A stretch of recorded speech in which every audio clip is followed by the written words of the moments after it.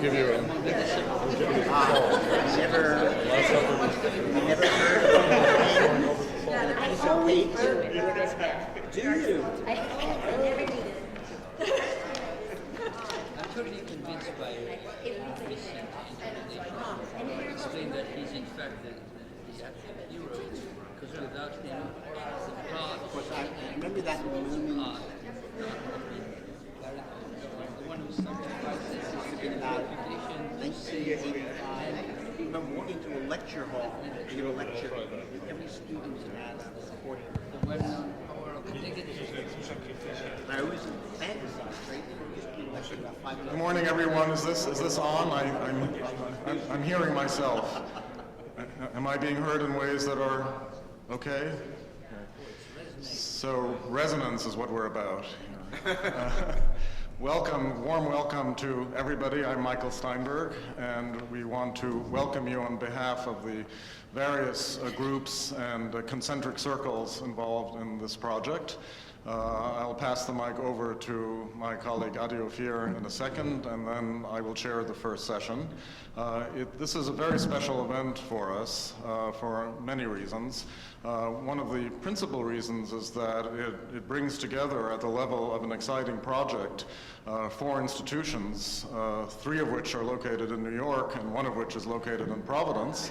And it's a special treat for us to welcome our New York colleagues, faculty, graduate students, on behalf of our faculty and graduate student committees to a project that, from our understanding, those of us who are new to it, is very similar to what we do here, and that is a combination of rigor and informality. So I think the general hope here is certainly for rigor, but also for informality, and to complement the presentations with as much conversation as possible. Now, the advantages of this room are the same as the disadvantages.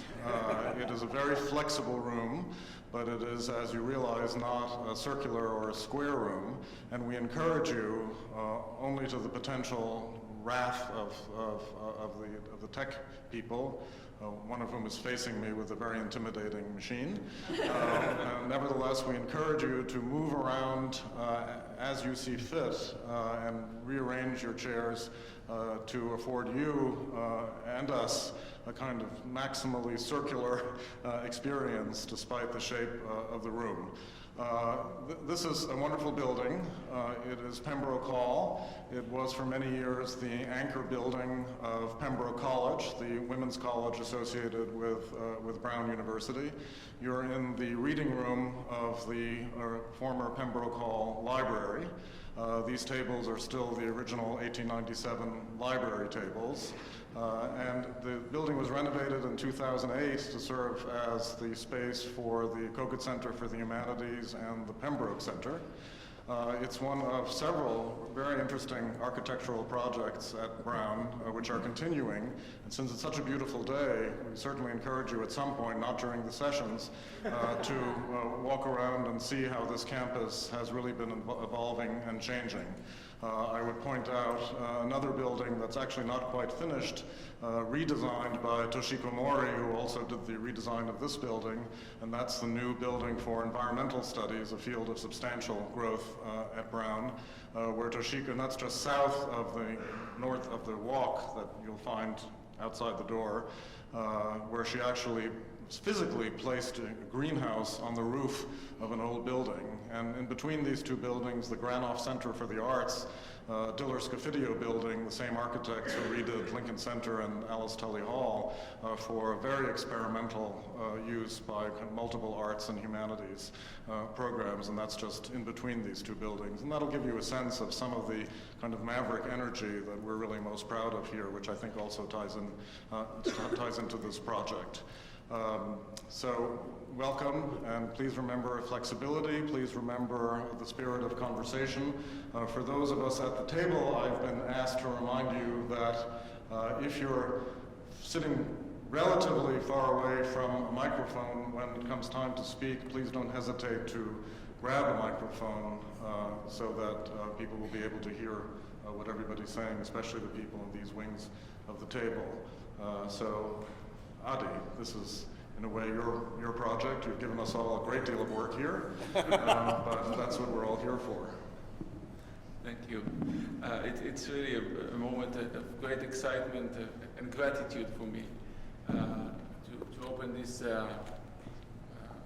conference and actually this project at Brown. The Lexical project is among other things,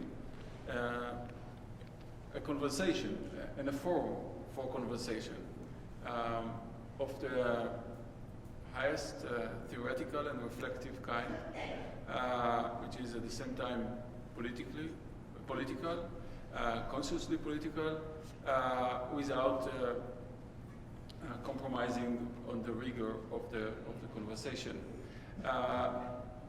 And it is almost, I would say, natural to find for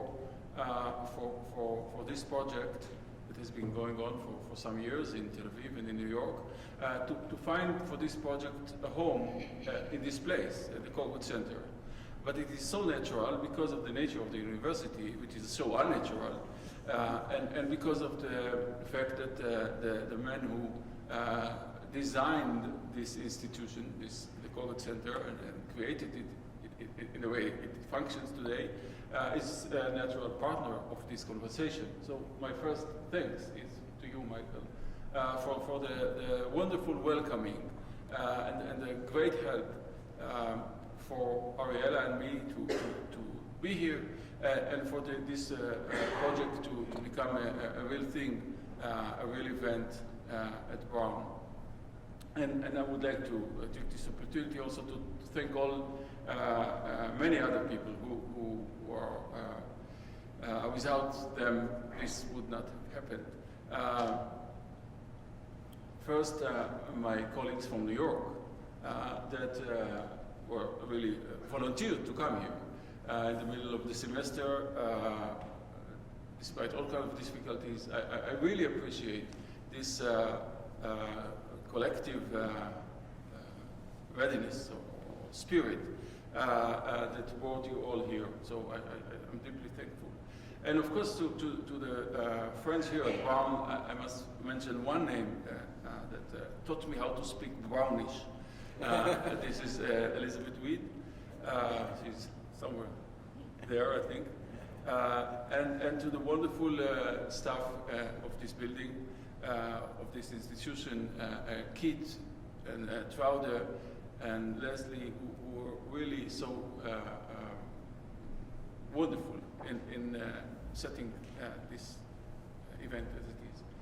And the rest is for us. I mean, the rest is our responsibility. Whether whatever will come of it, it's upon us. Back to you. Great, so we'll move into the first session, and I think what we've all agreed on, also, but especially with the, I hope, agreement of all the speakers, is that we will not engage in extremely Baroque introductions, even though the speakers who will be presenting absolutely merit long, elaborate Baroque introduction with costumes and everything else you might imagine are appropriate. So I hope this is all right with the very distinguished speakers in the first session, to leave as much time for their presentations and for discussion. The idea is for each speaker to have about half an hour, and then to leave time following the two presentations in each session for ample discussion around the table and then also around the room. So let me just welcome the two first speakers of the meeting, the session. I'll just say who they are right now, and then we'll just go on first with Etienne Balibar, who is a very dear friend of this university, and in fact gave a lecture here just a few weeks ago, who will be followed by Andreas Calivas of the New School, and we'll go on from there. So as you see, I really am sticking to the non-Baroque introduction. I repeat, this has nothing to do with this is despite the fact that I would love to say more. In fact, I even prepared by reading in the last few days, so I won't even show off, but there you are.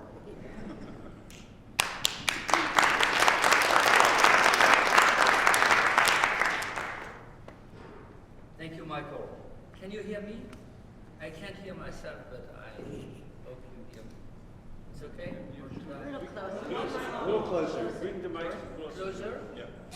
Where do I put the thing? Put the mic to the side. That's it. Okay. So it's an honor and a great pleasure to be here. And as Adi said, speaking of responsibility, a responsibility to be the first speaker, one had to, I wouldn't say sacrifice, but offer himself or herself for that. And half an hour is short, so It is on. we might use two mics, like that, like politicians. Better like that? Okay. So when I proposed exploitation as a contribution for this conference, I thought I would claim a recognition for the political character of Marxism in the framework of an encyclopedia of political concepts in the making, since everybody knows that this is one of Marxism's central notions, which characterizes its way of overcoming separations between disciplinary fields and idioms, hence also one which keeps underpinning our conviction that Marxism is an important reference for critical theory. For political theorists, exploitation appears mainly as an economic concept or fraught with economicism. It is much less easily incorporated in debates on justice, for example, than inequality or discrimination. For economists, even if not mainstream, it is a political and ideological concept which relies more on partisan choices and humanist assumptions than verifiable hypotheses. But isn't it precisely this kind of non-dialectical alternative that Marxism wanted to overcome? This is also, however, what in today's conversations makes its fragility, because the technical support for a theory of capitalist exploitation, namely the concept of surplus value, in German Mehrwert, which Marx coined in his critique of political economy, seems to rely on a prerequisite which is either too speculative or too narrow to account for contemporary manifestations of social domination and alienations in our societies, namely the labor theory of value. It is in part to address this difficulty from a broader point of view, which, for want of a better etiquette, I will call anthropological, that I had thought of offering a more complex title, namely Exploitation and Domination. I was nicely rebuked by the organizers of this conference, who told me that the rule was to discuss only one concept at a time. I bowed before the discipline, but in fact I disagree, because I'm firmly convinced, as they are themselves, that concepts only work in correlations whose, the sun makes it, whose displacements and condensations make it possible to insert them in different problematics. And this is what, in fact, we want to investigate in our encyclopedia. So I maintain my doublet as an implicit indication of where I want to go. And as you will see, since I had to stop more or less when I thought the 30 minutes would be reached, it ends more or less in the middle of nowhere. That's for later. So where I want to go, where is it? And even I seize the occasion to make it more complex. My objective will be to discuss an unstable correlation of exploitation, domination, and alienation. I believe that the Marxist problematic of exploitation has been oscillating within tendencies to essentially read it as domination and tendencies to read it as alienation. And I submit that it is inasmuch as we reopen the question of their overlapping and interdependencies that we may reach a better understanding of what Marx contributes and what he leaves open for a critical articulation of the economic and the political in the present. I will try to do it in 2 steps, limiting myself to very schematic and provisory indications indeed. My first point begins with etymologies and uses. But allow me first to recall 2 famous jokes. One is a Soviet joke, far behind us now, alluding to quasi-official mantras at the time. It goes like this. What is capitalism? Asks a student or a child. The father or the teacher answers, it's the exploitation of man by man. And what's communism then? Answer, it's just the reverse, or it's the same turned upside down. Note that no woman is there, or it is subsumed under the name man. I will return to this. The second joke is a Bushism that my French compatriots heard with some surprise at the time, but perhaps they were too quick to laugh. The French really don't understand economic matters, Dabia explained. They don't even have the word entrepreneur. But maybe, I assure you it's true. But maybe entrepreneur or entrepreneur became a different word when migrating from French to American English. Such terms as exploiter or expropriator might also lead to surprises. So let's turn first to etymology. I believe that Marx's notion of exploitation immediately came from the use that the Saint-Simonians made of an opposition between les exploitants and les exploités, which they applied to individuals, but especially to classes, and associated with the notion of antagonism. Note that in French as in English, you can say the dominants and the dominated, but not really the alienants and the alienated. All this seems to locate a problematic of exploitation on the political side, a master-slave relationship, or Herrschaft, Herrschafts- und Knechtschaftsverhältnis, as Marx would write in Hegelian language, which is, of course, not impersonal, a relationship like the commodity fetishism, but personal. Reason why the Saint-Simonians argued that exploitation characterized essentially pre-bourgeois societies and would wither away progressively in the industrial society. Marx precisely objected to that, and he reversed the use of the proposition to show that in capitalism the degree of exploitation is increasing, leading to his historical climax, not decreasing. But exploitant in French, especially in the field of agriculture, where as a name it practically means a farmer, has a very wide use, wherever you can say that you materially, economically, or morally draw on a resource for your own benefit. So you can exploit someone or someone's labor, skill, qualities, but also defects and weaknesses, vulnerability, poverty, naivety, etc., of which you take advantage.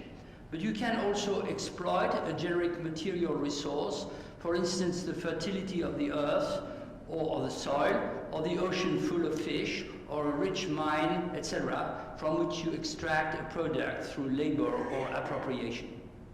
The Saint-Simonians were industrialists who thought that the trend of modern history was to shift from the exploitation of man to the exploitation of nature, also called in a later jargon, the administration of things.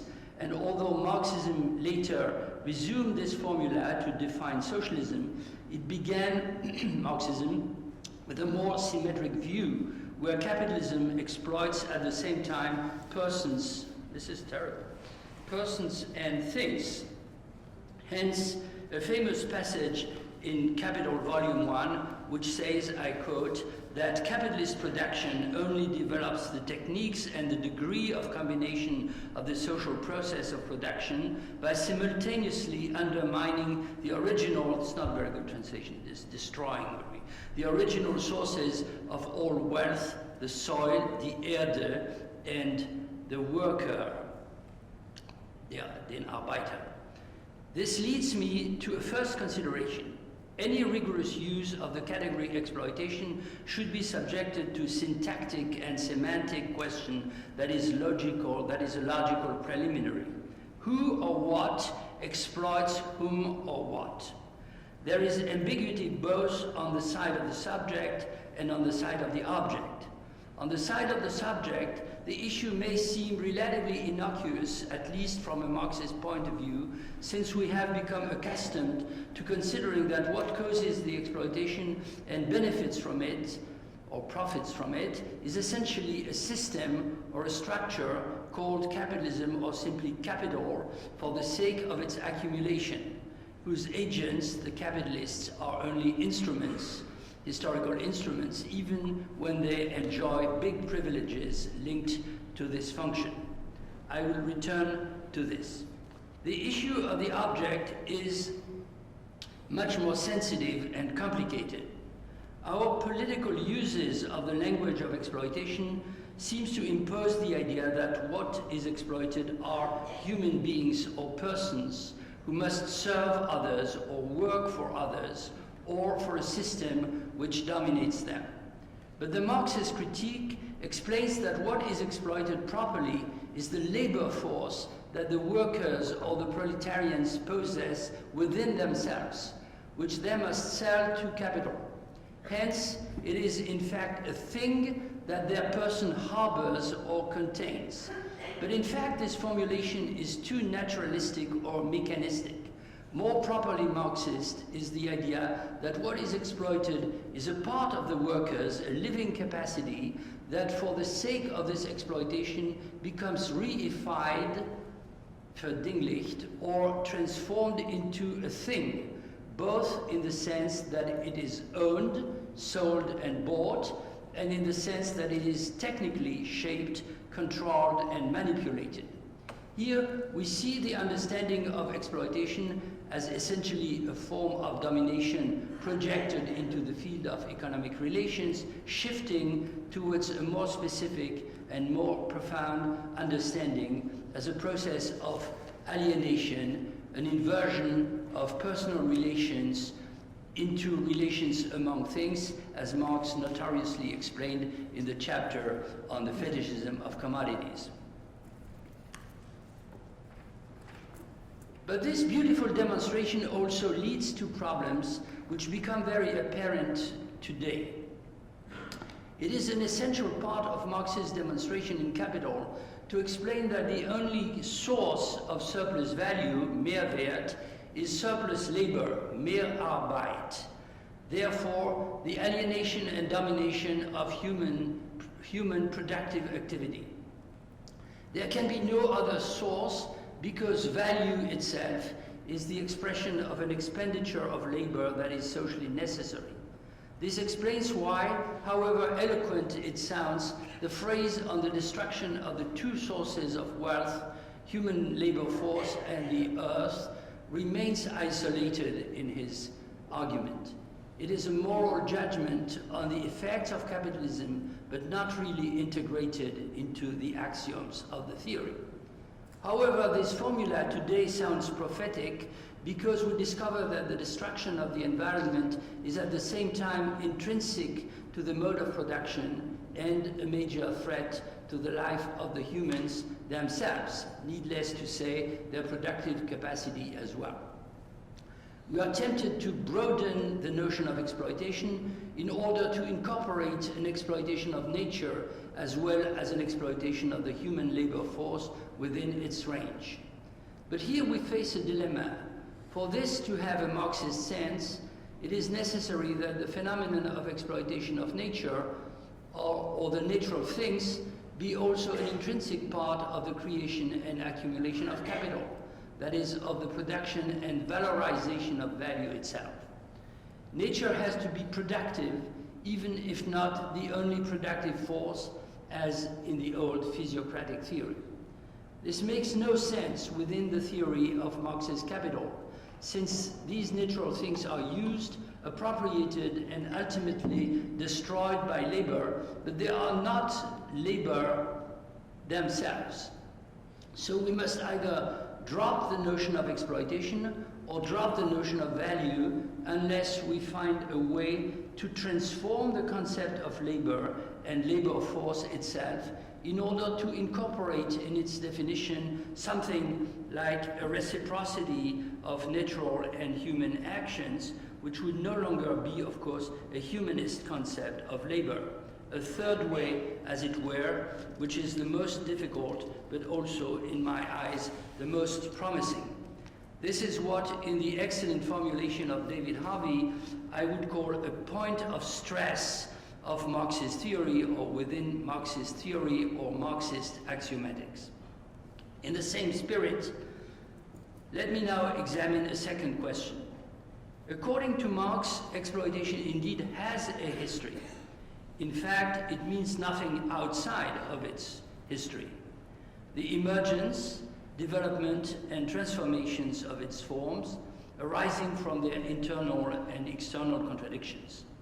Already the famous phrase at the beginning of the Communist Manifesto, which has itself a direct Saint-Simonian ancestry, expresses this intrinsic historicity, identifying every past and present history with the history of class struggles, followed by an enumeration of the typical figures of a relationship between exploiters and exploited classes, depending each time on the emergence of a new mode of production.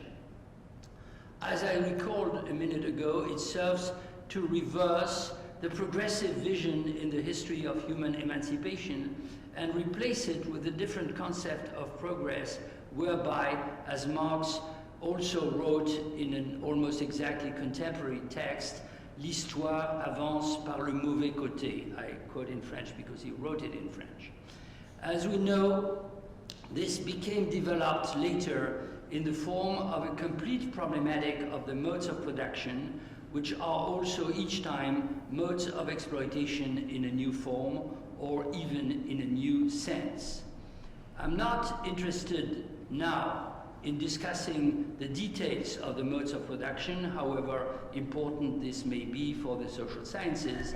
Neither am I interested in criticizing the scholastic aspect of this typology of modes of production in historical Marxism, which we know was never independent of its or their political uses.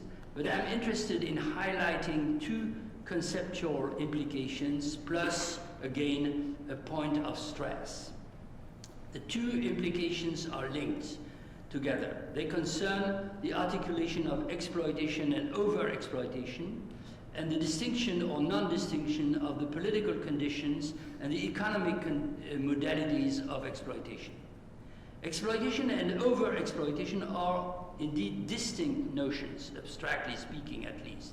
And the distinction matters because, as Marx is never tired of explaining, exploitation in capitalism is not the result of an injustice in the sense of violating legal and moral norms. It is not a fraud or an arbitrary violence. The violence is there indeed, but already involved in the normal exploitation that relies on paying wages to the workers, which roughly correspond to the value of their labor force. However, as every reader of Capital knows well, the distinction of exploitation and overexploitation is difficult to inscribe in the pragmatic organization and history of labor, because every method for the production of surplus value, which means a specific modality of extracting surplus labor beyond necessary labor, either leads to overwork and overexploitation, for instance, in the form of the lengths of the abusive lengths of the labor day, or the exploitation of children, or always already introduces forms of overexploitation inside the organization of the productive forces, as can be seen in the combined intensification and increased productivity which characterizes all phases of the Industrial Revolution. There are, we remember, amazing anticipations of Taylorism described in Volume 1. This means very concretely and tragically that the physical, moral, and psychic integrity of the human workforce is threatened by the conditions of its capitalist use, without which, nevertheless, it would not even be a workforce. I propose to express this situation by saying that what characterizes capitalism is a normalization of over-exploitation. The reverse side of this is a class struggle which tends to impose limits, establishing, as it were, normal conditions of exploitation, which for that reason are always deprived of any technical or economic, objective or rational criterion, but merely express an unstable relationship of forces between the tendency towards overexploitation and the counter-tendency or resistance which tends to reduce it. The same idea could be expressed in terms of violence, extreme violence, and anti-violence. It is important to understand the anthropological meaning of this historical perspective on the succession of modes of production here. We do not have any criteria to compare the degrees of violence linked to exploitation in different historical periods or societies in an absolute manner.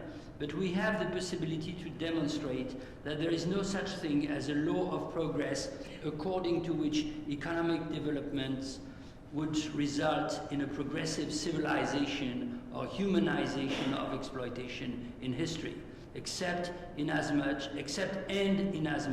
as a collective capacity of resistance is built, favored by external conditions. Suffice it to look at the contemporary examples of forced labor on the workplace of the Olympic stadiums in Qatar, or the self-destruction of stressed technicians in French and Chinese electronic factories to illustrate this remark. This leads me to a second remark. A crucial aspect of Marx's Darstellung, or exposition order, exposition of capitalism, in his work relies on comparisons between the capital-wage labor relation and the corresponding relations among immediate producers and owners of the means of production in other modes, particularly slavery, ancient or modern, and feudalism based on the imposition of corvée. I never found an English word for that. Does it exist? It's the forced labor of peasants or valets or peons in feudal society. The immediate aim of these comparisons is to single out the permanence of a distinction between necessary labor and surplus labor in every form of exploitation, with or without a transformation of labor into a commodity. Further aim is to highlight aspects of capitalist exploitation and overexploitation which are either akin to a perpetuation of feudalism or to a reproduction of slavery in new forms. And as a consequence, they help Marx and they help us understand which aspects of capitalism are better analyzed in terms of domination and which in terms of alienation, since feudalism or bondage is the archetypical form of a process of exploitation whose condition is the institution of an anthropological hierarchy, whereas slavery, especially chattel slavery, of course, is the extreme form of alienation in which not only the person harbors a capacity which becomes reified as a labor force, but it becomes a thing itself, juridically and fantastically as well. But as Emmanuel Terray, our French colleague, the great Marxist anthropologist, explained in a remarkable essay on exploitation et domination dans la pensée de Marx, now reproduced in his recent book Combat avec Méduse, Struggling with Medusa, This comparison is also the key to the understanding of the articulation of the economic and the political aspects in the analysis of modes of exploitation and their transformations. Terre's discussion is based on the famous passage of Capital Volume 3, where Marx asserted that, I quote, "the specific economic form in which unpaid surplus labor is pumped out, ausgepumpt, of the direct producers determines the relation of rulers and ruled," which in German is bestimmt die Herrschaft und Knechtschaftsverhältnis, das Herrschafts- und Knechtschaftsverhältnis, wie es unmittelbar aus der Produktion selbst hervorwächst. So as it grows immediately out of production itself and reacts upon it as a determining element. I skip a phrase or two. It is always the direct relation of the owners of the conditions of production to the direct producers, which reveals the innermost secret, this is Marx, the hidden foundation of the entire social construction, and with it of the political form of the relations between sovereignty and dependence, which is in German daher auch der politischen Form des Souveränitäts- und Abhängigkeitsverhältnisses. Where am I? As Terre explains, the apparent thesis is that what distinguished capitalism from previous modes of production is the fact that the previous modes of production, always needed an external political and ideological constraint to impose the domination of the exploiters on the exploited, an element which capitalism does not need, or only in a secondary manner to control class struggles after the event, inasmuch precisely as it relies on the alienation of the labor force, which is not political but economic. But a more profound or virtual thesis, according to Terre, is that capitalism interiorizes the political conditions to the economic process itself, inasmuch as its material basis, the collective labor force, with a value corresponding to necessary labor, is never purely a physical or natural element, but a social and cultural factor determined itself by class struggles in a conflictual manner, to which we may add, in the spirit of the workerist analysis from Italian operaismo, Mario Tronti, etc., that the political state has roots in the plan of capital or the planning of capital in the factories, or is less and less discernible from the modalities of governance of the class struggle within production itself. Domination and alienation thus are once again dialectically combined. However, and this is my very last point, if you allow me another 5 minutes, there is something which strangely is missing from Terre's discussion when he comes to the issue of the historical reproduction of the labor force, again signaling what, after David Harvey, I love that expression, I call here a point of stress in the theory. This is the function of domestic labor, in other terms, the articulation of exploitation with sexual difference, whose symptom is the double meaning of the name reproduction in our anthropological language, as indicated among others, but with great clarity by Alice Eve Weinbaum in her book from 2004, Wayward Reproductions. Of course, this symptomatic omission is largely the result of Marx's blindness to this question in his analysis of exploitation, which is the object of Terre's commentary. But let's see schematically how it affects the axiomatics of Marx's discourse in significant developments. I will refer first to the Communist Manifesto again.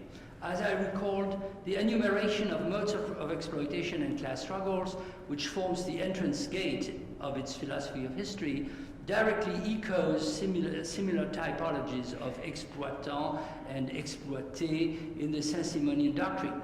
However, the Saint-Simonians, and more generally the romantic utopian socialists, always included the émancipation de la femme in the same vindication as the émancipation du prolétaire, which should have led Marx to include a patriarchic structure of domination and a domestic form of exploitation, both exploitation of services and exploitation of sexual and reproductive capacities in his typology. But in spite of later developments in the manifesto on the fact that the bourgeoisie has perpetuated the enslavement of women and the transformation of marriage into a form of legal prostitution, an idea which ultimately comes from Mary Wollstonecraft, as you know, Marx has dropped this form of exploitation from his canonic series. It is not difficult to understand why. This is because patriarchy and domestic exploitation have a historicity and temporality which completely differs from the class structures described by Marx, one that cannot become inscribed in a successive order, whether linear or not, where they would feature as prior to something and posterior to something else, or as dialectical conditions for the emergence of a certain political economic form of production and resulting from the decomposition of others. So, if the domestic form of exploitation had been kept in Marx's scheme, his teleological philosophy of history or his alternative notion of progress would have been destroyed ab initio. From there, we can pass to the even more enigmatic symptom of the missing articulation in Capital. To put it simply, Marx's definition of capitalist exploitation in terms of a conversion of surplus labor into surplus value, which in turn can become accumulated provided it is realized in the circulation of commodities, making it possible to subject present or living labor to the rule of past or dead or accumulated labor, relies, as we know, on the idea that, in average, capitalists pay wages which correspond to the value of the labor force. Most commentators focus on the question of the expression of living labor into value and surplus value, which depends on its length, intensity, and productivity, therefore already involves serious problems of calculation if it is to be understood in quantitative terms, which the very notion of value seems to impose. Others are concerned with the fact that in Marx's presentation, relying on the idea of the double character of labor, every productive activity has a double function. On the one side, to preserve the value of the means of production, including the machinery. On the other side, to produce a new value, which includes both the value of the labor force and the surplus value. But nobody, or hardly, discusses the idea that value of the labor force and value of the means of reproduction are equivalent, if not identical notions, and express necessarily the same magnitude. This is, of course, an idea that comes from classical political economy. But there is more than that. To understand such an equivalence, we must suppose that the actual process of consumption, where means of reproduction like food, housing, education, love and care, birthing and nursing, etc., are incorporated, is theoretically and therefore also politically neutralized as an activity, an experience, a use of time, and a kind of social cooperation. It is as if these moments and dispositives did not exist, or their result would be automatic. Of course, this is not the case, but the theory does not see it, except what is important nevertheless, inasmuch as negatively the time of consumption cannot be used for labor, therefore must be reduced to a minimum unless it becomes a source of profits through mass consumption, blah, blah. Why this invisibility? Because among the axioms of the theory, there features an axiomatic distinction of productive and unproductive labor, which comes from Adam Smith, and in fact erases Eve, or rejects her life into the category of unproductive labor, a labor or a service without which, however, no consumption and no reproduction of the labor force would have taken place in the anthropological structures of bourgeois society and others, because there would have been no cooking, no pregnancy, no child rearing, no consolation of the exhausted and humiliated worker, etc. This is the point of stress I was talking about, because the distinction of productive and unproductive labor is at the same time necessary to the demonstration in Marx and incoherent with the general notion of exploitation that is implicit in his comparisons and articulations of diverse modes of production. So again, different solutions are thinkable, and they have been partially tried, of course. One of them is to jettison Marxism, because Marx had expelled the exploitation of women from his vision of politics and history, a rather strong punishment indeed. But perhaps it is paying too dear a price if it leads to abandoning an analytic instrument which, after all, has something to say about capitalism that no other discourse really explains to my knowledge, and which also affects women. Another possibility enjoyed a good reputation among Marxist anthropologists some decades ago in the wake of remarks by Althusser and Claude Meillassoux in particular. It was to develop a theory of the social formation as an articulation of modes of production, which would be, of course, also an articulation of different modes of historicity, whereby even every form of economic domination, including the capitalist one, also always presupposes a form of domestic domination which reproduces it or contributes to its reproduction. This, of course, is also a way of reopening the syntactic question of what or who exploits whom or what, not only on the side of the objects, but also on the side of the subjects, including the disturbing question whether exploited subjects can be also exploiters, even if on behalf of others. And it changes our anthropological usage of a system, the idea of a system, image, excuse me. But perhaps it does not go far enough to analyze alienation, which includes dominations in the plural. My guess, not more than a guess really, is that we should question the axiom itself, namely the distinction of productive and unproductive labor. To articulate modes of production of which one is a mode of producing the producer through the operations of consumption is, of course, a way to broaden and differentiate the very notion of labor, as was already the case with the destruction and the productivity of nature in my first example.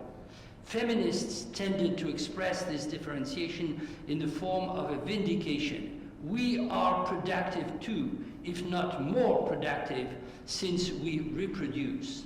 I understand that kind of performative reversal very well.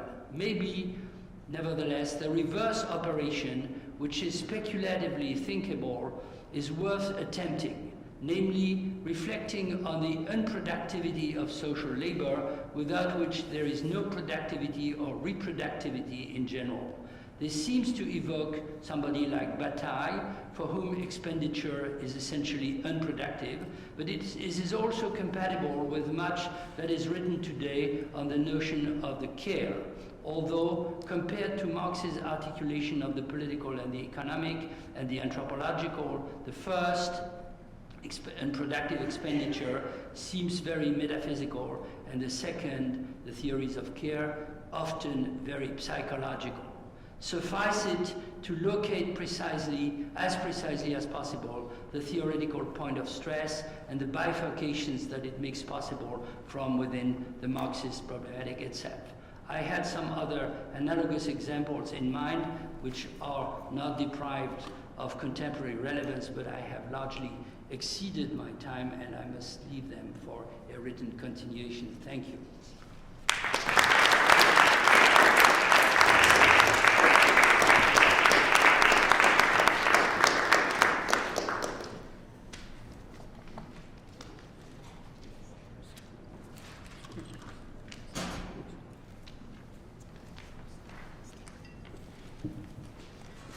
It's painful, you will see. I know. I told you so in the beginning. So also I want to thank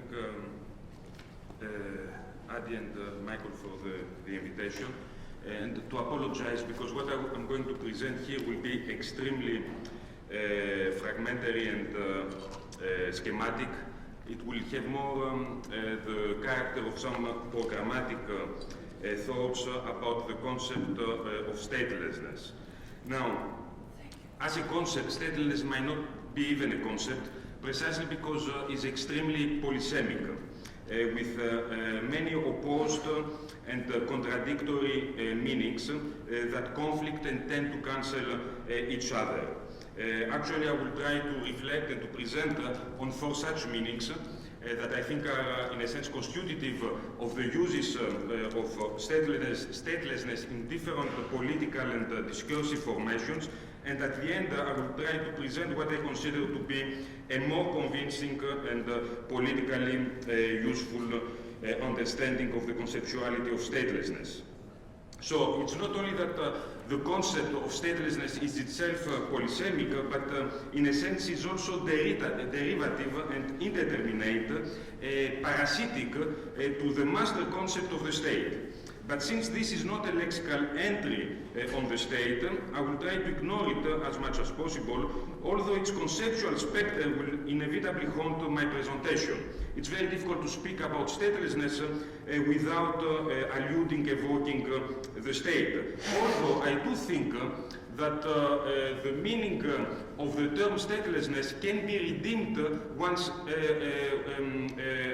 one is able to liberate oneself from the presence of the state in the ways that the concept itself promises. So the question is, how can we think of statelessness without the state, although it is related to it? Now, this brings me to the first observation. Despite its malleable and contingent quality, statelessness is constituted by 2 relatively stable formal attributes that provide a nominal conceptual coherence and account for its limited intelligibility. The first attribute, let's say conceptual attribute of statelessness, is that it describes a particular condition or a specific mode of being. That is the condition of being stateless. The second minimal attribute is that the content of this condition, that is of a particular way of being or living, is defined negatively as a condition of an absence, an experience of a lack. So let's say the obvious, that statelessness is a condition of being without a state, living in the absence of the state. Now, this formulation sounds almost tautological and trivial, almost at the threshold of meaninglessness, and it might be the reason why the semantic construction itself opens up to a kind of polysemic content. So in what follows, I will try to isolate 4 meanings associated with statelessness. I will not be able to engage in very close criticism, but I will try to say what, in a sense, limits them, and then I will propose another version, a more promising understanding of the concept of statelessness. So today, statelessness is widely known as a legal concept of international law. It's a juridical category associated with a stateless person, and put forward by 2 international conventions in 1954 and 1961 on the status of the stateless people and on the reduction of statelessness, under the auspices of the United Nations at the aftermath of the Second World War. So, in this kind of juridical understanding that I take to be today one of the most hegemonic meanings of statelessness, a particular group of people, estimated between 20 and 50 million, globally distributed, are unable, understood by this category, to exercise a range of rights and thus vulnerable to abuse and exploitation. Formally defined, statelessness is a condition of a person who is not considered a national by any state under the operation of its laws. This is the official juridical international definition of stateless in Article 1 of 1954 Convention, and then reproduced in many other international legal documents up to our days. In other words, statelessness indicates lack of citizenship and or nationality, and it includes a growing number of very diverse peoples, from refugees, irregular and undocumented migrants, stranded people, trafficked persons, displaced and expelled minorities, even whole territories that are supposed to be stateless. In this definition, one of the fundamental characteristics is that statelessness is understood as a form of powerlessness. It's a vulnerability and a victimization. And the construction of the concept that interpolates the subject, the stateless subject, as a weak or dominated subject is articulated within the logic of human security or human insecurity, is perceived as a condition to be overcome, to be resolved. So the idea of statelessness is that it needs, in a sense, to overcome itself, to surpass itself by eliminating statelessness as such. And here I think it's one of the main paradoxes and the conceptual that reaches the conceptual limits of statelessness. On the one hand, it recognizes the institution of the state or the state system as being one of the main causes of the production of statelessness, but on the other hand, it finds the solution to the elimination of statelessness in the reaffirmation of the state itself. And this can be seen not only in the two international conventions on statelessness, but also on the famous Declaration of Human Rights of the United Nations, where the right to nationality, that is the right to have a state, is perceived as a universal human right. It is only by realizing the right to have a state that statelessness can be overcome. So, this paradox, in other words, is constructed on two conceptual or analytical pillars. On the one hand, the idea of vulnerability, the idea of powerlessness that characterizes the stateless subject or the condition of statelessness, and on the other hand, the solution is the reaffirmation of the state of state power. In other words, for the international understanding of statelessness, the state will be the solution to this disempowering situation. This logic, of course, has been famously reflected by Hannah Arendt in the very powerful sections of the book on the origins of totalitarianism that I consider to be the most problematic and unconvincing of her entire work. And I would say, I will not enter into the details of this very problematic formulation, but I will just isolate one aspect that will lead us directly into the second meaning of the uses of the concept of statelessness, or aspects of the conceptuality of statelessness. Remember that in some of her reflection on statelessness, she describes very powerfully that these rightless people, and I'm quote, that is the stateless, are indeed thrown back into a peculiar state of nature. And she describes them using Burke similarly to the status of the savages. And I want a little bit to quote, also, she says also, although, and I quote, they belong to the most educated strata of their respective countries, they appear as savages because they have nothing more to fall back upon their naked mere existence. In fact, statelessness for Arendt is not only a condition of powerlessness and victimization, not to have rights, not to have citizenship, not to have political laws, so to be dehumanized outside humanity, a too horrifying situation, but also, as she says, a possible regression from civilization, a return to the primitive and the natural, a true instantiation of a superfluous life in a zone of temporal fixity. So in other words, for Arendt, the definition of the discussion of statelessness takes us all the way to the second meaning of the term statelessness that comes from the anthropological episteme, especially in its founding moments, that is the stateless societies of the primitives, the savages, the pre-civilizational, the natural. And this notion of statelessness that goes all the way back to the anthropological discovery of the savage in a sense, is the adverse figure of the state form as it emerges, let's say, from Hobbes up to Hegel.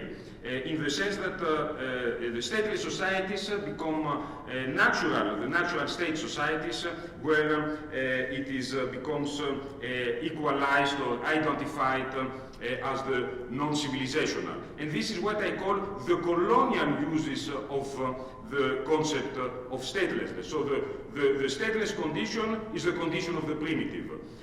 Contrary, let's say, to the international law meanings of the term statelessness, that is the refugee, the undocumented migrant, the persecuted, the weak and the powerless. Interesting enough, an evolution or a critical development of this anthropological uses of the term of the stateless allows us or opens up the way to a third conceptuality, a third meaning that is associated, and I think it starts with inaugurated by the work of Pierre Clastre up to James Scott today. The stateless society now is perceived in positive terms. Suddenly the stateless becomes the primitive who fights deliberately or tries to flee deliberately the state form. So in that sense, the primitive or the stateless people or the stateless society stands for the autonomous, self-governed forms of life outside the alienation of the modern. In this formulation, there is definitely a re-evaluation of the normative orientation of statelessness, but the general perimeters remain the same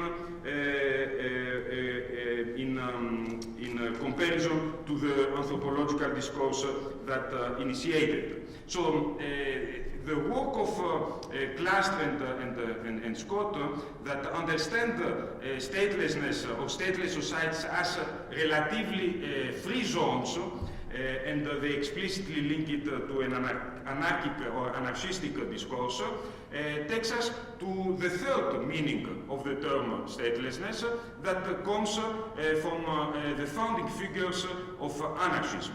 And here we should remember that both for Bakunin, Kropotkin and Malatesta, anarchism was explicitly defined as stateless socialism.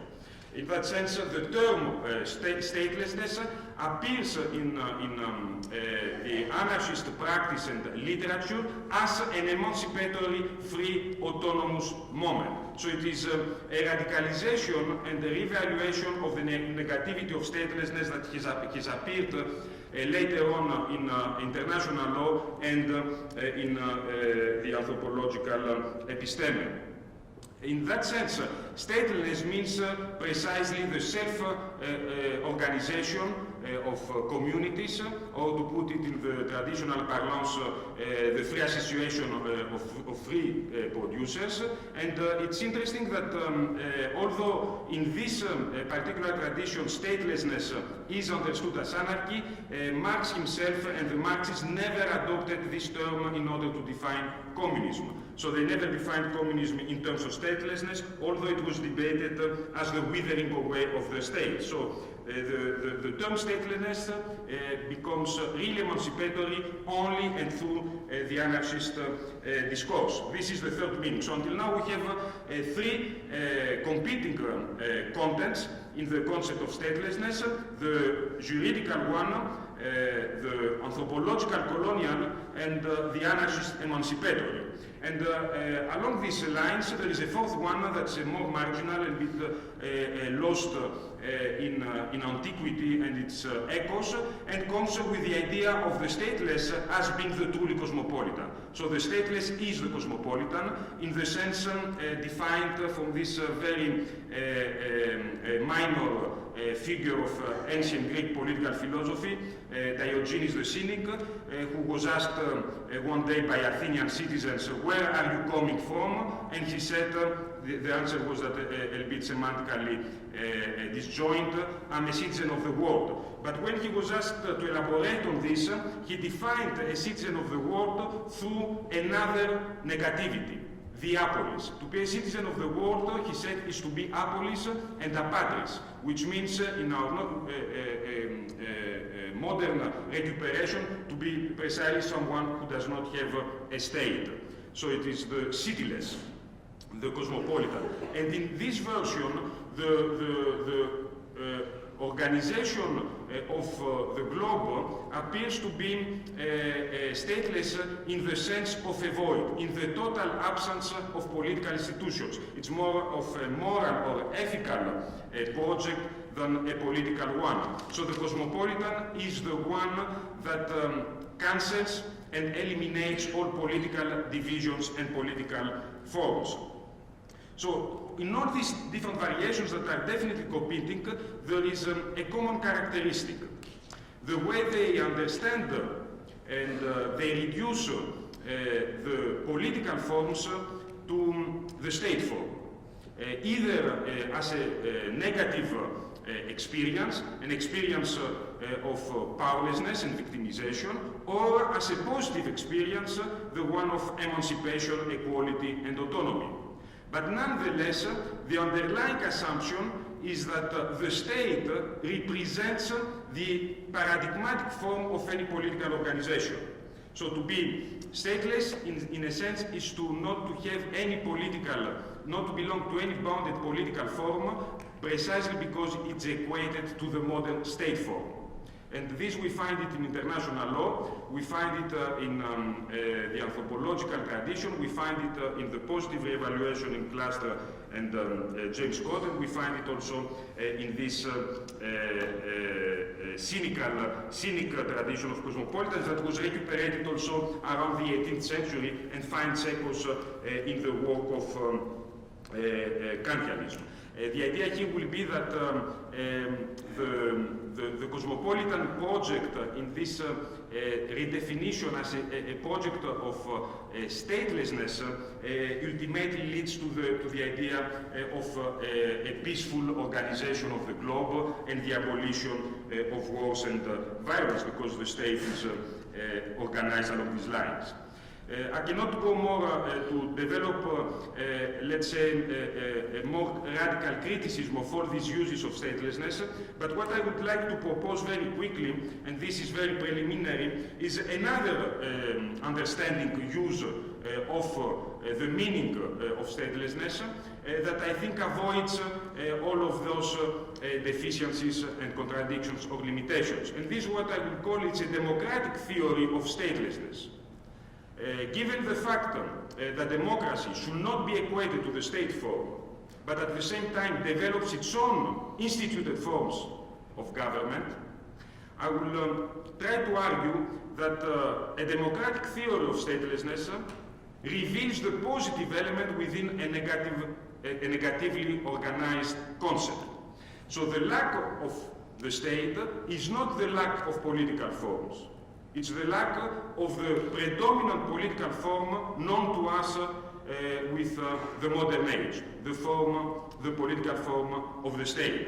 In other words, if we introduce the idea of statelessness within a democratic discourse, then we open up the possibility of reimagining and reinventing democratic politics as what truly is, that is, as against the state, but without reverting back to theories of the primitive, positive or negative, theories of vulnerability and lack of agency, like if you don't have a state, you don't have the capacity to act politically because you are deprived of the juridical dimension of citizenship, but also to this ethically undifferentiated vision of a stateless world. So the a democratic theory of statelessness redeems the lack of the state and replaces it with the fullness of democratic activity.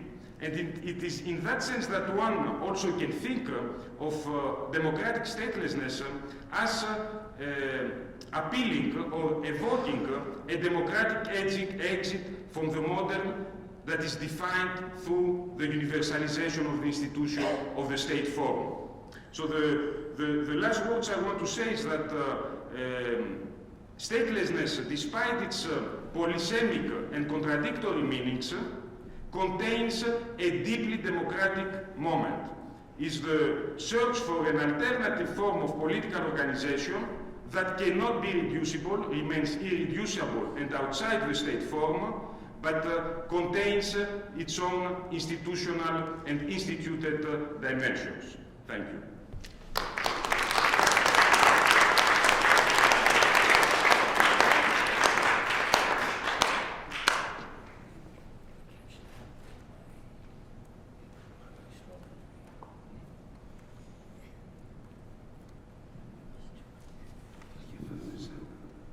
Thanks to both. Is this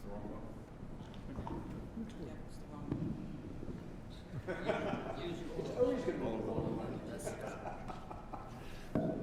It's the dialectic. Thanks to you both for those very powerful introductory papers and talks, which I think both open up enormous avenues of also basic methodological questions involving the relation of structural and historical argument, which I think is inspiring and somewhat provocative to the historians among us. I'd like to open things experimentally in a kind of egalitarian way to the whole room and ask for questions both from the table and also from the floor, and to try to bring everybody in as much as possible for a conversation of about half an hour. Jade? So I have a question for each. Microphone? To Etienne, it seems to me there's one way in which the questions about exploitation are themselves optimistic. Optimistic. Yes.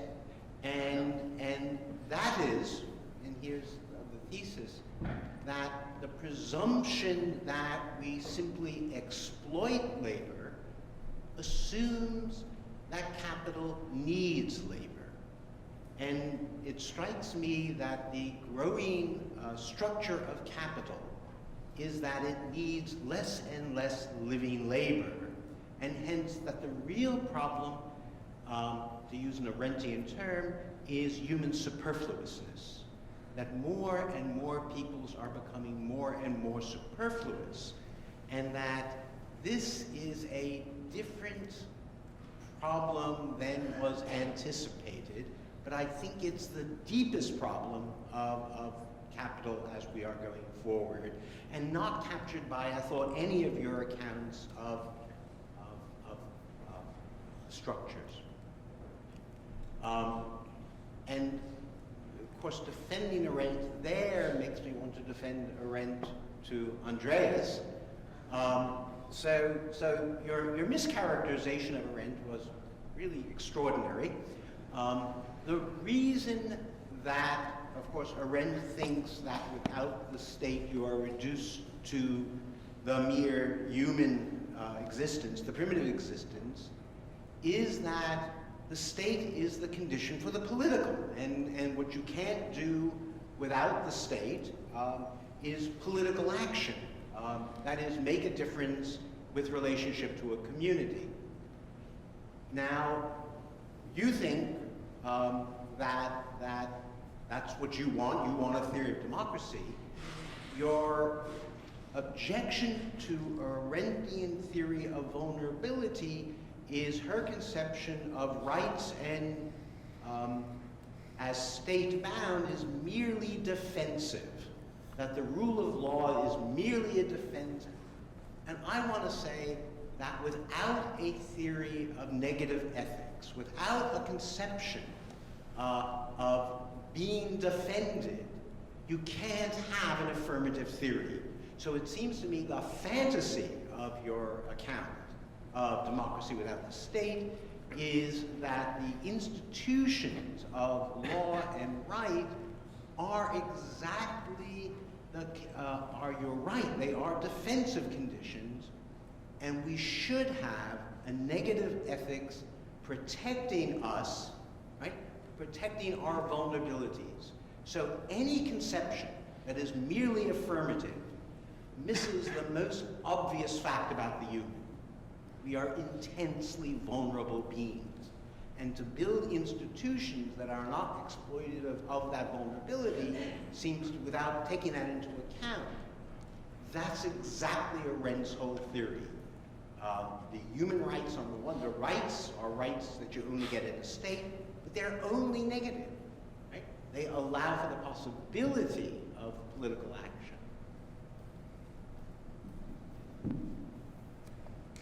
Shall we reply now? Okay. Thank you very much, Jay. I'm truly delighted with your question. Not that I find it easy, but I think that it goes to the heart of the problem I was trying to raise. To put it quickly and simply, I do believe that, and I think that's what you want to say, that the question of the status of labor, and therefore labor force, labor process, labor as a human activity, really lies at the heart of any question that we may want to ask concerning the validity, the relevance, the applicability of Marxism, say, in the broad sense, in the contemporary situation. Now, in a sense, what I'm trying to do here, because your invitation prompted me to try that, is a sort of intellectual play or experiment in which I assume that we will not pure and simply, as I said, jettison Marxism because it's more and more irrelevant, but try to do something with it. And try to do something with it. Reasons for that are, on the one side, that the problem is that many of us would like to keep the idea of capital and drop the idea of labor. But that's something very difficult to do, and it's interesting to try and understand why.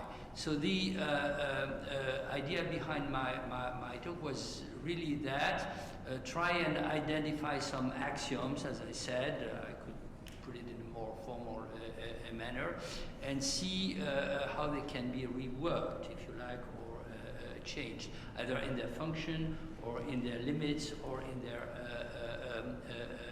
understanding.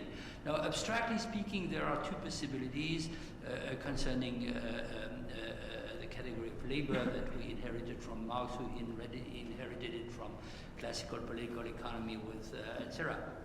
Either we try and make it as narrow as possible, and so all sorts of other, say, productive or creative factors on which the accumulation of capital relies will be something else than labor, or we try to make it as broad as possible, which is what Negri, for example, does. I'm trying not to decide in advance, but to, and so my final, if you allow me, remark, I said at the end I had another example in mind. I will give it very briefly because I think it really touches the point that you raise. I started a conversation some time ago with a group of American-based anthropologists and critics of political economy who were trained at MIT under Michael Fisher, including Joe Dummett and Kaushik Sundararayan, who published that wonderful book called Biocapital. And I think that this is very interesting. So at some points they, not only they explain that biotechnologies as one are one of the major sources of capitalist accumulation in today's world and probably tomorrow, and we can try and think about the human or cultural consequences of that. They're also trying to examine what consequences this has on the Marxian axiomatic. And they came up with the concept of surplus health, which is not without resonance current US discussion, but leave that aside. So we started to talk about that, and they had read Capital very carefully, better than me, in fact, and working with Michael Fisher. And so they really took the derivation of the concept of surplus labor in Marx and tried to do something symmetric for surplus health. So at this point I jumped in and I said, look, everything in Marx is based on the idea that what ultimately becomes reified, and therefore alienated and exploited, is the labor force. If you want to go to the roots of your idea, you need to find something that would be the equivalent of labor force when it is a question of imposing surplus health, that is a prosthesis kind of life, etc. And so I was looking for, and I came up with, I'm still struggling with that, suffering force, or something like that, you know. So you need to find an anthropological route, in fact, which broadens or perhaps reverses the idea of the labor force to understand what is, in fact, a source of value and accumulation for capital, if you want to remain in a Marxist framework, broadly speaking. Well, would it help if I said... would it help if I said that superfluous is late reification? Because after all, reification had that thought we were just bearers, so always replaceable. Undoubtedly, if you admit, which I would gladly accept myself, that the disposable humans, and that will take us in the vicinity of Andreas's problem, which form the extreme degree of superfluous humans, are also illustrating in a radical form the Marxian idea of changing persons into things. There's also, maybe I have something to say about this very quickly. I think my own understanding is that this kind of superfluousness... Three, none of them work. Is very functional precisely in relation to the devaluation of labor. In other words, there is a dialectical relationship between exploitation and the production of superfluous humans. Now, back to your question. In general, I think your understanding that I would say from a strategic point of view is completely hopeless. To think that with some negative rights that the state is giving us and they can take them always away, we are going to protect our vulnerability. It's like a bit like football. The best defense is the offensive. Otherwise, there is no future. And democracy is precisely the offensive of the poor that we have completely forgotten in our highly democratic modern times. Because it was understood as a way to protect the vulnerability of the poor from the rich by checking the rich institutionally. So also the idea of rights as individuals that completely fragment and divide the many is also a kind of a hopeless defeatist approach. As I see it, the solution to the problem of vulnerability is to become strong, not to remain weak.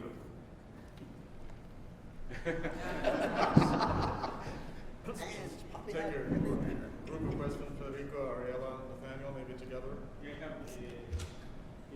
One little joke and two comments. The joke, Andreas, is there is this theories from Portugal, Mourinho, that won the European Championship playing defense all the time with Inter. But he did enjoy it. Yeah, but the thing is now, another comment that I have is that very concrete comment that, as far as I can tell, going back to Jay's point, I mean, the current economic system is based on high actual exploitation of workers in China and other places. I mean, so basically the question is the displacement of extraction of surplus value from the West to other places in the world. Even China now is becoming less profitable and they are looking for other places. I mean, going back to Latin America as well as other places in Asia. So, I mean, I don't see, I mean, because there is a concrete aspect of this that is still, I mean, there is a lot of extraction of surplus value going on. I mean, in very classical Marxist terms. Now, Andreas, I want to ask you, when you were criticizing Arendt and in terms of her context, she was writing from a specific situation where the state goes against its citizens, I mean, basically rendering objects. I mean, they were subjects, they became objects. So she's really worried about that. It's not really even the discourse about human rights. I mean, this came afterwards, actually.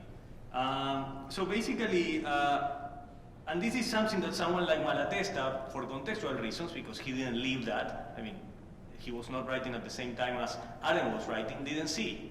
I mean, he was even himself experiencing for what, in terms of what later became the rule, kind of low doses, I would say, of repression. A very, very, very low level of repression. I mean, the repression of anarchism in the 19th century has nothing to do with the Holocaust or other genocides in the 20th century. And in that context, how would you account for the role in your theory of democracy vis-a-vis the state? How would you account for the issues of violence, objectification, and repression? Because, I mean, how would you, in a way, I'm being normative here, avoid going from Malatesta to Sorel? Another one that didn't consider, because of obvious, I mean, his excuse, of course, is contextual. He did not consider what could become after effervescence and the revolutionary moment without a program. So basically what could become is, you know, an ecstasy of repression and violence. So how would you take those into account? Because otherwise I think that it's somehow, that you're not considering the contextual implications, both in terms of the past and the future of that, going against the state.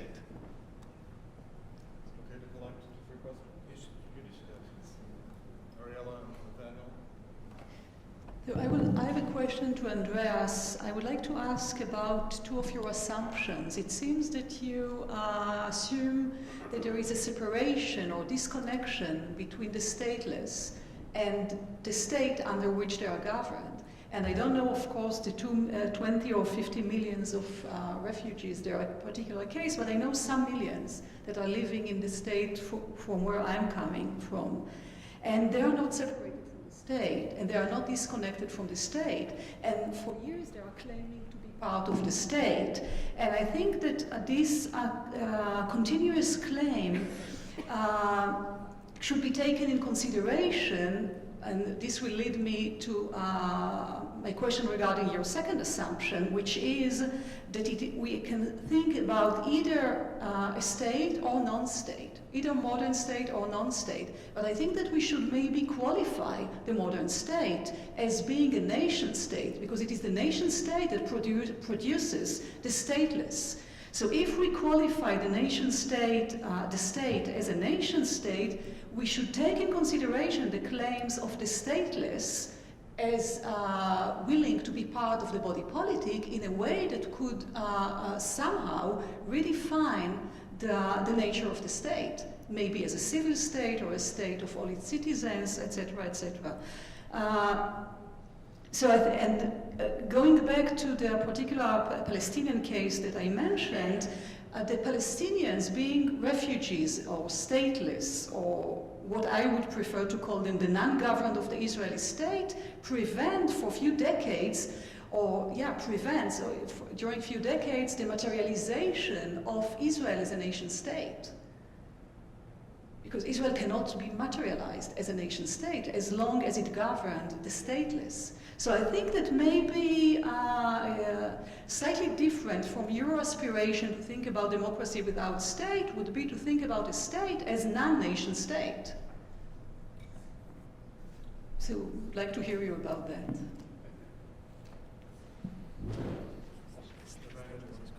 So I also want to address Andreas, although I think it's not unrelated to the issues they can raise, and it's almost sort of a different angle from what Ariella was talking about. Andreas, I found your presentation very provocative and really raised a lot of relevant thoughts from my own work. But I was very puzzled as to something that when you were discussing different ideas about statelessness, you didn't mention, or they were all negative, as opposed to what seems to be one of the striking phenomena of our time, or the last couple of decades, which is statelessness as power, not as powerlessness as power. The multinational corporation, the stateless corporation, is the very opposite of the vulnerable, right? On the one hand, and on the other hand, the supranational governance, the WTO, and so forth. Also not an example of powerlessness, but of power. So the form of power, now of course states are also very powerful, but the forms of power in our time seem to be both state-based, but also statelessness-based, or suprastatal in some way. That's a very different, it's not cosmopolitanism in that old sense, right? But it really is very concrete forms of power. And then your proposal for democratic theory of statelessness, in a way, is not outside the system of power, but is a form of resistance to very concrete new forms of power that we've known, certainly the last couple of decades, but for a lot longer. So it really is a theory of resistance for our time, as opposed to simply, the best, what is it, defense, good offense, or whatever it is. That it actually is a form of defense, totally correlated to statelessness as power rather than as vulnerability. Many important questions, very complex, so I cannot really address them. Just start from the end. You are right. I didn't at all discuss. Let's call it by its name, not multinationals. Capitalism is a cosmopolitan project. This is how John Stuart Mill understood this. Also, how Marx reproduced it. So there, I think. So you can say that capitalism also gives this kind of cosmopolitan statelessness, and then definitely it's not the powerless. But I will include definitely. I will engage with that.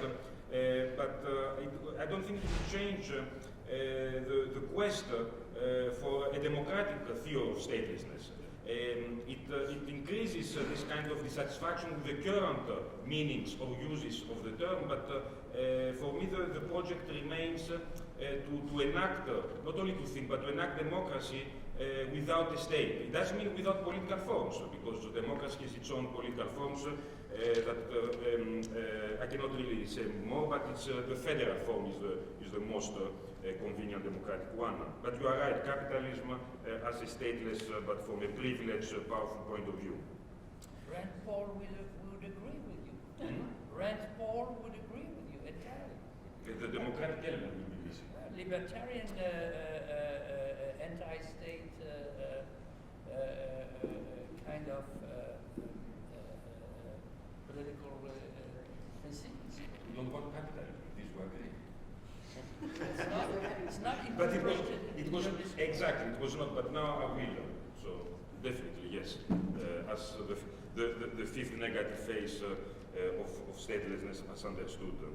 Now, you are right about the distinctions between different forms of states, the nation state, the civic state. My understanding, although I didn't provide any argument, is that however humanized, let's say, the state becomes, the democratic content can never be incorporated, because the state didn't emerge with the nation, it emerged with the monarchs, absolute monarchism. And its main effect was to homogenize, to control, to extract, to exploit, to supervise. So constitutionalism or negative rights or individual rights were attempts to tame the beast. The beast is not my own expression, the beast is from one of the founders of the state theory, Hobbes, its Leviathan is a monster. So the monster cannot be tamed with these legalistic formal requirements. It can change names, becomes a civic state, multicultural state, multi-ethnic state. You can add many variations, but ultimately democracy will be missing.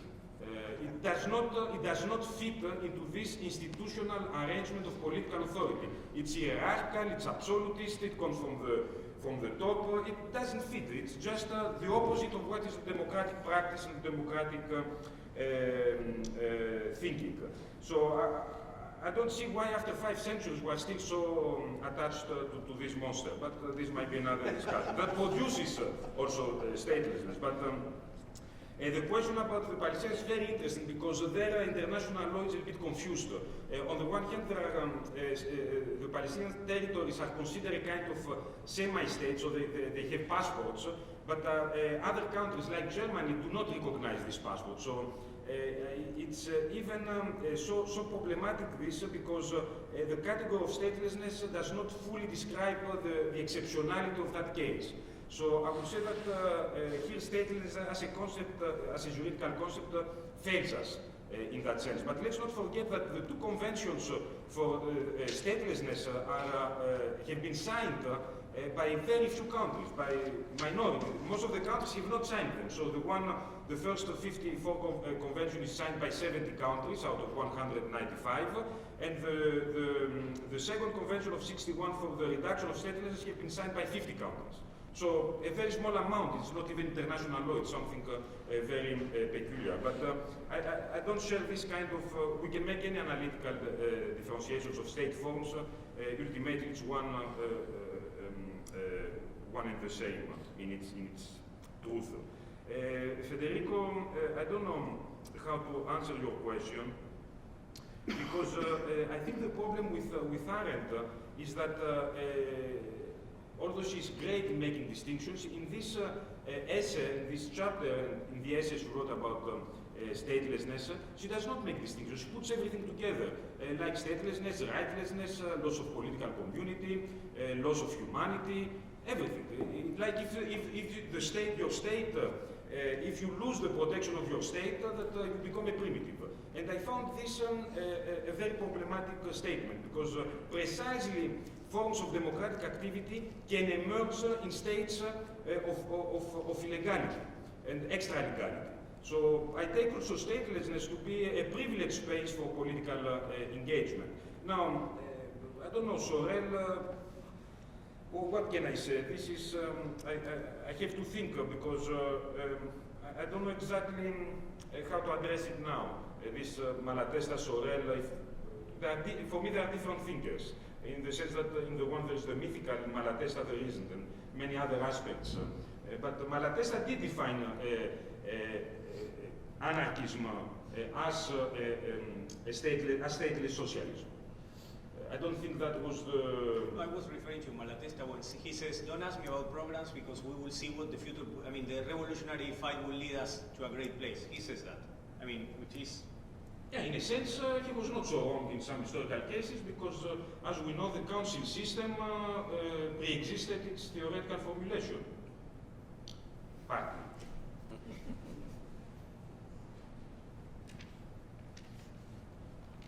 I want to move on to Akhil's question, but I just want to make a kind of suggestion, observation in relation to a couple of previous questions, and that is, it seems to me that Arendt, at that point in the origins of totalitarianism, is in fact referring to a very precise historical moment, which has to do with the violence of the nation state as distinct from the violence of other kinds of states, and that is the capacity of the nation state to make radical internal cuts in relation to the population, to the citizenship. In Arendt's case, it's clearly the Jews who are then internally excluded, which is why she emphasizes protection so heavily, going back to Jay's question, and why there's also this fairly bizarre Burkean turn in the argument.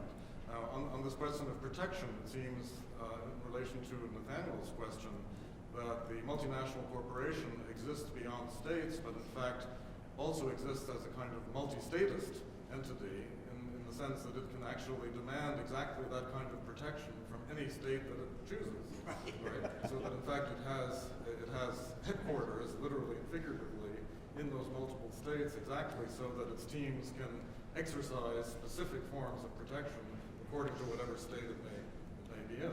So that the equation of statelessness is it's a very broad gap between the kind of statelessness I think being proposed here and the statelessness of the corporation. Anyway, Can I say something about Arendt's argument? You know me? depends if it's good or bad. I don't know if it's good. But I always took Arendt's argument in this famous chapter at the end of part 2 of the origins of totalitarianism, or the crisis of the nation state, to be a perfect illustration of what, since the Greeks, logicians call an elenchus, or a reduction to the impossible. So she begins with the more or less official or accepted view in modern liberal and republican discourse that the civic rights, the rights of the citizen attached to belonging to a political community, which is in practice the nation state, are based on something more fundamental and therefore also more universal and in the principle independent, which would be human rights or rights of man in the old terminology. So that logically speaking, you should be able to cancel the consequence without removing the premise. And then she goes on and she shows, in both empirically and with the help of Burke, I agree, which proves that conservatives are important contributors to, etc., that what actually is the case is just the opposite. If you suppress or remove the civic rights, the rights of the citizen, not only the general human rights are not preserved, but in fact they are destroyed in the most absolute and radical manner through a succession of steps, first depriving people of their juridical status, then etc., and then finally eliminating them in various forms, including extermination. So that's a reduction ad absurdum designed to show that the implication is, in fact, is the opposite. And of course, there you may come and say, I disagree, because what it includes as a consequence is the fact that personal rights or the possibility to be recognized as a person doesn't exist outside of some form, I would say, of political community. Akil and Stathis?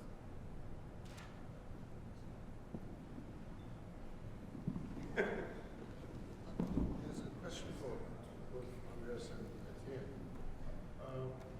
I'm just, I agree with Michael that there may be some slippage between what Nathaniel Now don't let the white one is the one that's working on. So there's some, you're talking about statelessness in a much more idealized framework, and they were talking about it in somewhat more immediate context, so there was some slippage. But even within your idealized framework, there's a real sense in which your concluding remarks about the democratic forms, which may be compatible with a notion of statelessness that you were promoting, isn't that different from the emancipatory anarchist one? If you look, for instance, just at Bakunin's debates in the First International, they were really predicting, he was predicting basically a Leninist vanguard. He was predicting a Leninist state, saying, that the destruction of the Soviets and councils were not, of course he didn't use those terms because he was, and so he was talking about democratic forms because he was predicting undemocratic consequences of things in orthodox Marxist doctrine. So there's a real sense in which some of the anarchists, if you look at the details of the debates, were very different from what you were promoting at the end. You know, the exchange between Jay and Etienne, that interesting exchange on labor, Marx, Jay had this idea of a reserve army. Right? So I mean, it was absolutely central to Reserve army, yes. yes, it's central to the kinds of things you were pointing to. So it isn't as if that he hadn't anticipated some of the things you were saying, but if we now ask, what application do they have? Really, the questions arise. You can't really judge these things without looking at the international, the globalized political economy. I mean, after all, the reason why countries like China are just runaway export-oriented economies is precisely because they have a certain amount of control over labor. They protect it in various ways. And so there's this, once you look at that, some of the things you are pointing to are really things that appear only in the metropole. And once you look at the global economy, I think there's some sort of position that you and Etienne could agree on, which is within the framework that he was suggesting.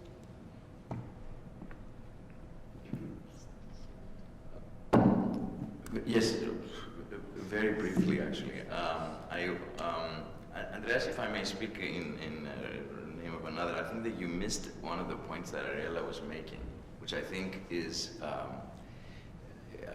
very specifically that the stateless becomes a condition of production for the state, in obviously within the nation-state format, which in some interesting way is the reverse of the Arendtian argument, or perhaps even the other side of its logic. If in fact a particular state produced a stateless in the way that Arendt obviously talked about, here we have the same logic but in reverse.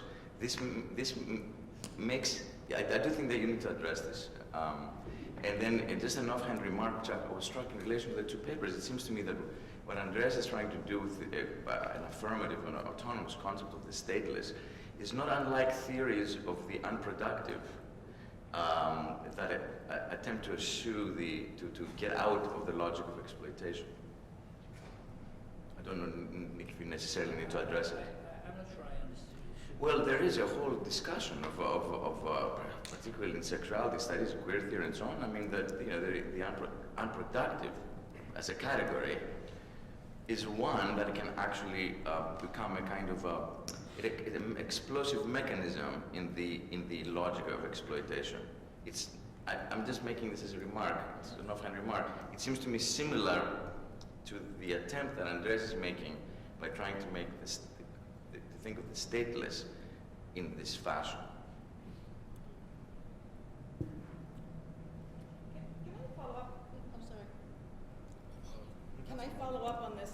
I mean, one thing that really strikes me is that since we're trying to think about these words as concepts and therefore as theoretical concepts, the interesting thing about exploitation, and you start again with that in your comments, is that it always, the concept of exploitation seems to always have a surplus in itself, right?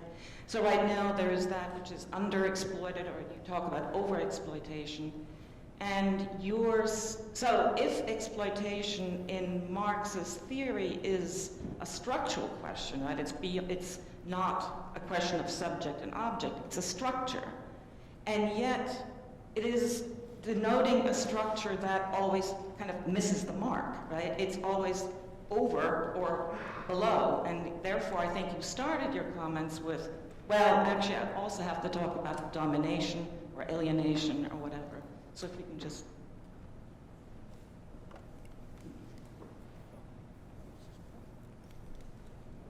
Okay. Yes, if you like, but very briefly, just to completely, can you hear me? Yes. Acknowledge the remarks and the questions. I'd say I fully agree, and this is, I don't take it as an objection. It wasn't meant like that. I mean, I agree with Akil that any discussion of the function of labor, the distribution of forms of exploitation of labor in today's capitalism have to be entirely and immediately located in the framework of the global economy. And of course, at that level, amazingly and interestingly, many of, if not most of Marx's remarks about the laws of population and the laws of accumulation of capital are strikingly adequate. But that doesn't entirely cancel what interested me particularly here, which, returning to the same point, concerns the, I'd say, intimate or core articulation of the category of exploitation and the definition of what we call labor. That's, but I was supporting you against Jay. Okay. Thank you. Okay, so that leads me to a very, again, quick and positive acknowledgement. Studies, not only I agree that unproductive is a strange and problematic category. It's the very antithesis of productive and unproductive that is at stake here. And here I'm really tempted to be completely Derridian, etc. What we need to deconstruct that metaphysical antithesis of the productive and the unproductive. But to deconstruct is not to say everything's production or everything is non-production. It's to look for the supplement. I mean, or the shifting point of articulation, and to elaborate on the virtual meanings, I would say, of the name and productive, which, as we all know, like every negation, I mean, negation is always polysemic. And I'm delighted with your idea that Marx's reflections on exploitation link it, in fact, to the idea of not only an unstable equilibrium, but a conflictual oscillation between two extremes, which apparently contradict each other, but in fact are always there together. That is either too much or too less. I mean, that's. We have time for a few more questions of Karina and Jacques, and if there is at least one question from the floor, we would feel much better up here if the room were equalized. So maybe I'll go to Karina and Jacques, and then please volunteer from the other side. So, from the first moment I heard both talks, I noticed that both are structured according, you called it just now, the logic of the supplement. For me, because it was, the productive, unproductive, state, unstate, statelessness, I was from the beginning thinking whether one should think of the relation between the two precisely in the terms of the unconscious, consciousness, unconscious, which is not simply a relationship of supplement. It's not that supplement is already part of it, but it's something more. It specifies how the two are related. And the relationship between unconscious and consciousness, it is also a relationship that in itself involves a surplus. So the unconscious is surplus to consciousness, and yet it is presupposed in order to have consciousness in a supplementary way. So And this brings me back to the discussion about whether we should be talking about surplus labor or surplus health or whatever. And you, Etienne, mentioned that maybe in order to go outside the labor discussion, one would think would have to take another concept such as health, whatever. I don't believe first of all, I don't believe at all that labor power disappears. Yeah. So labor power is not disappearing at all. That there is surplus health, that's true too, and there may be many other surpluses, but that's the point. As Marx pointed out, capital is about the difference, this surplus. As long as you have systems that are based on precisely not equilibrium, as long as you have difference, non-balance, capital is fine. And you can talk about whatever you want, surplus labor. I think it's very important to talk about surplus labor for other issues which relate to your topic. You called it, at that moment becomes a thing, but as some others have pointed out, I'm thinking of Paulo Virno, it's a thing which sometimes, however, a potentiality, and that's very important. You have the commodification of potentiality within capitalism for the first time in history, and that's different than labor in the past, say in feudalism.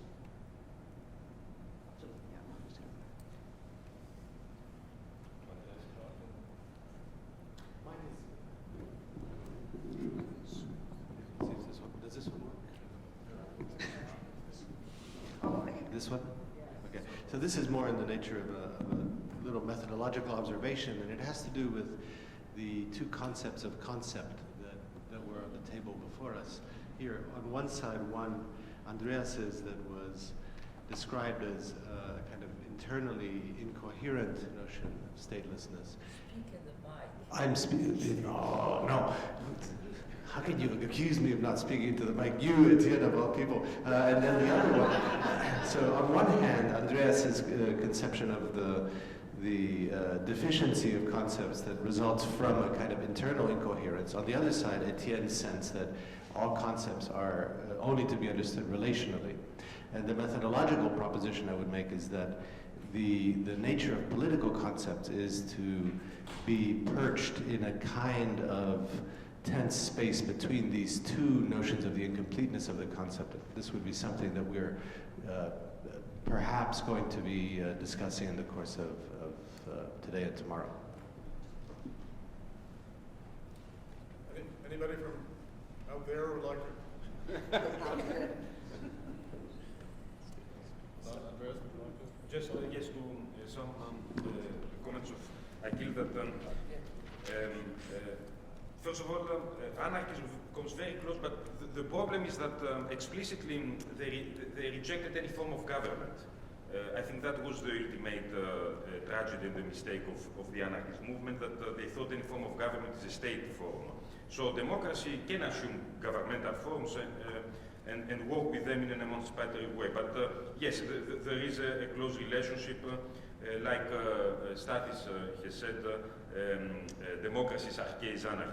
So I share this view, but there are also distinctions. Now about the idealized framework, I don't think to see democracy as stateless or to see stateless as the truth of democracy is particularly idealized. Idealized is to believe that the state will protect us, or that politics is only about being protected or protecting our vulnerability. I think this is for me idealism. Everything is power relations. It's not this kind of formal guarantees. But the important point is to see also that Arendt, and this is very just biographical, symptomatic, the years of her life that she was more active politically were the years she was stateless during the war. So she was 13 years stateless. It was the time she was most active. When she got American citizenship, she became just an intellectual. She abandoned the actual politics. So I take this to be a kind of lack of self-reflection. To write about statelessness as this kind of depoliticized version, when yourself was very political in these moments, let's say, of exception, savage, primitive, rightlessness. But this remains a mystery. if you look at it contextually, it may certainly be true, but Ariella was raising with you a very specific, very urgent context in which the question of statelessness arose.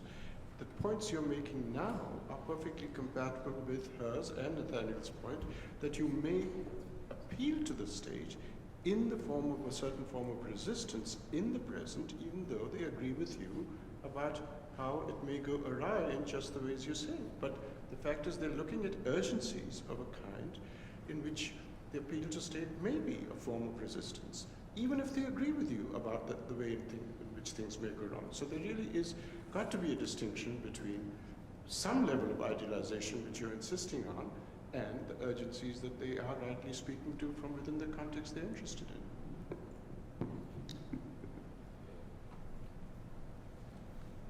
I think this contextual appeal to the state will be proven as detrimental as the oldest appeals to the state for protection. Michael, can I just say one thing that's Just speak about protection.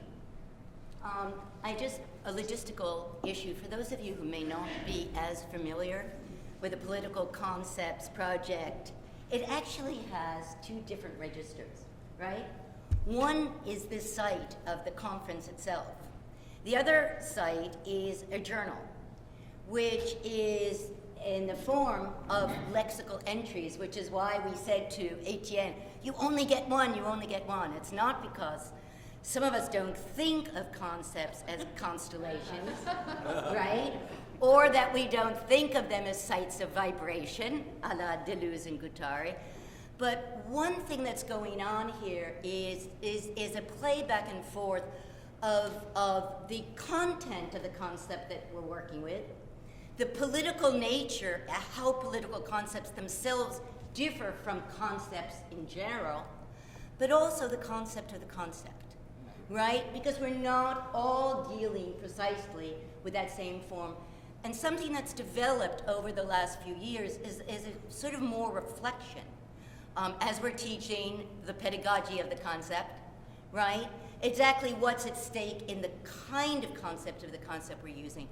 And on that note, I just wanted to, we were thanked so many people. I want to thank Todd Kesselman, who as a doctoral student at the New School has been running the journal, managing editing almost single-handedly with some of our help, but it's been an enormously exciting and difficult project.